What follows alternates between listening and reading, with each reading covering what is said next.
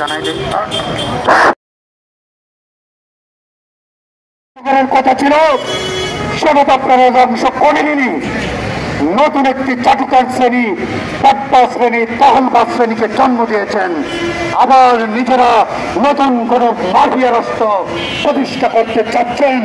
আপনারা ভারতের সুরে তাল মেলাতে চান।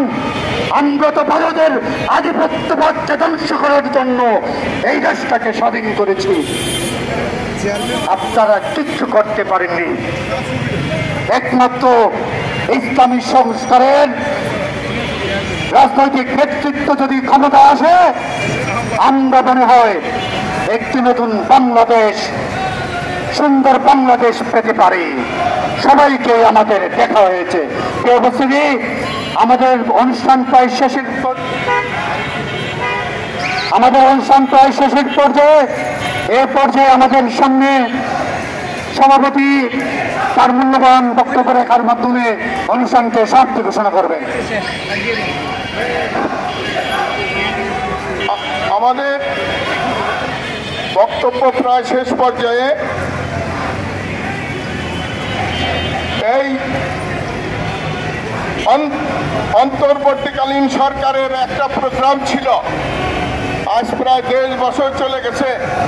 এখনো বলতে হচ্ছে যে বিগত স্বৈরাচারী আমলে যারা ঘুষ দুর্নীতিতে লিপ্ত ছিল, যারা দেশের অর্থ পাচার করে বিদেশে বেগমপাড়া বানিয়েছিল, যারা দ্রব্যমূল্য বৃদ্ধির জন্য দায়ী, যারা খাদ্যে এবং পথ্যে এবং ঔষধে ভেজাল দিয়ে দেশের মানুষকে, হাজার হাজার মানুষকে হত্যা করেছিল, তাদের কোনো বিচার হয় নাই, বিচার করা হয় নাই। কেন হয় নাই? প্রশাসনের রন্ধ্রে রন্ধ্রে দুর্নীতি এখনো বিরাজ করছে। এই দুর্নীতি এখনো দূর করা হয় নাই। আমরা প্রস্তাব দিয়েছিলাম ইসলামিক বুদ্ধিজীবী ফ্রন্টের পক্ষ থেকে যে একটি স্পেশাল ট্রাইব্যুনাল গঠন করে সেখানে দুর্নীতিবাজদের বিচার করা হোক এবং তাদেরকে দৃষ্টান্তমূলক ফাঁসি দেওয়া হোক, যাতে ভবিষ্যতে কোনো রাজনৈতিক সরকার ক্ষমতায় আসলে এইরকম দুর্নীতি, দুর্বিচার, দুর্নীতি, দুর্বিনীতে দুর্নীতি করার সাহস আর না পায়। কিন্তু সে ব্যবস্থা গ্রহণ করা হয় নাই।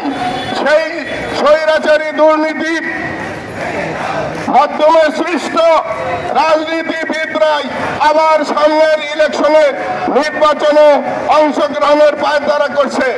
তথাকথিত নির্বাচনের মাধ্যমে তারা যদি দেশের ক্ষমতায় আসতে পারে, তাহলে তারা আর দুর্নীতিবাজদের বিচার করবে না। তাহলে আমাদের অন্তরীণ সরকার গঠনের প্রয়োজনীয়তা কি ছিল? সরাসরি তাদের হাতে ক্ষমতা দিয়ে দিলেই তো হইতো। কিন্তু এই রাজনীতিবিদরা যারা দুর্নীতিবাদ, তারা যদি আবার ক্ষমতায় আসে, দেশের মানুষের সমস্যার সমাধান হবে না। কাজেই আমরা বলি যে অবিলম্বে একটা জাতীয় সরকার গঠন করে, নতুন সংবিধান রচনা করে এবং এই দুর্নীতিবাজদের বিচার করে শাস্তি দিয়ে এবং তাদেরকে নির্বাচনে অযোগ্য ঘোষণা করে পরিষ্কার একটি পবিত্র একটি নির্বাচন করার অনুরোধ জানাই, যাতে ভালো লোক, সৎ লোক দেশের ক্ষমতা আসতে পারে, দেশের জনগণের কল্যাণ করতে পারে। পর 53 বছর 54 বছর যাবৎ যে সরকার দেখেছি, তারা মানুষকে শোষণ করেছে, এদেশের মানুষকে শোষণ করে সম্পদের পাহাড় করেছে। আর ছিন্নমূল আমাদের দেশের মানুষ গরিব থেকে গরিব হচ্ছে, ছিন্নমূলের সংখ্যা বেড়ে গেছে। বস্তিতে বস্তিতে আগুন আগেও লাগতো, এখনো লাগছে, কোনো পরিবর্তন লক্ষ্য করা যাচ্ছে না। কাজে ইসলামের ভিত্তিতে, ইসলামিক নীতির ভিত্তিতে নতুন সংবিধান গ্রহণ করে এবং সেটা গণভোটে পাশ করিয়ে তারপরে নির্বাচন দেওয়া হোক।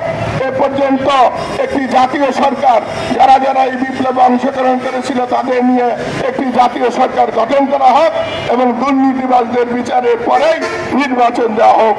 এই কথা বলেই